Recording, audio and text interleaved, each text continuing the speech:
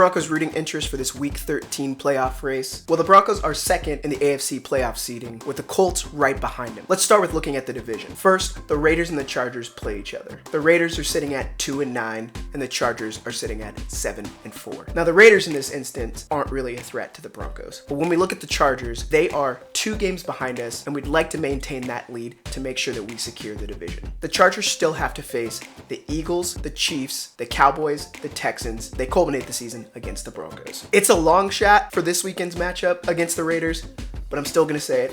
Go Chargers. Our other division opponent, the Chiefs, are facing the Cowboys on Thanksgiving. The Chiefs sit at 6-5 and the Cowboys sit at 5-1. Now, even though this doesn't impact the AFC piece of it, because the Cowboys are an NFC opponent, we still want to make sure that the Chiefs stay buried when it comes to playoff chances for themselves and any chance at the division against the Broncos. Plus, it's always fun to see your rivals lose. I still think it would be hilarious if the Chiefs don't even make the playoffs in 2025. In this instance, the Cowboys have found some momentum, and you never know what could happen. The Chiefs still have to face the Texans, the Chargers, the Titans, the Broncos, and the Raiders. This is a good chance for the Chiefs to drop another game.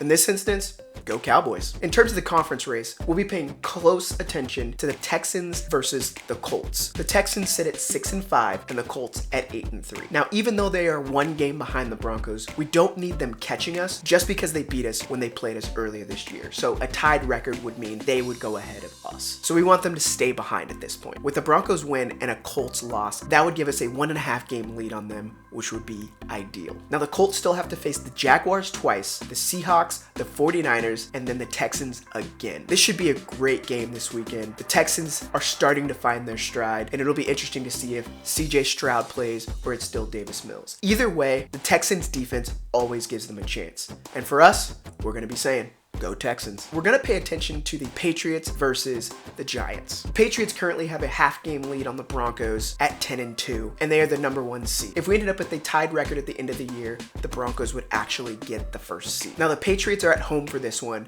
and they still have to face the Bills, the Ravens, the Jets, and the Dolphins. Even though it's a long shot here, it would be nice if the Patriots dropped one so that the Broncos could secure a win, be in a tied race with the Patriots, but leading in terms of seeding. So in this instance, go Giants. Now, on top of those division and conference matchups, we'll be keeping our eye on some teams that are also trying to make a push. That includes the Bills, the Jaguars, the Ravens, and the Steelers. Now, for the Broncos, they just need to focus on getting the win against Washington. Have fun rooting this weekend, Broncos country.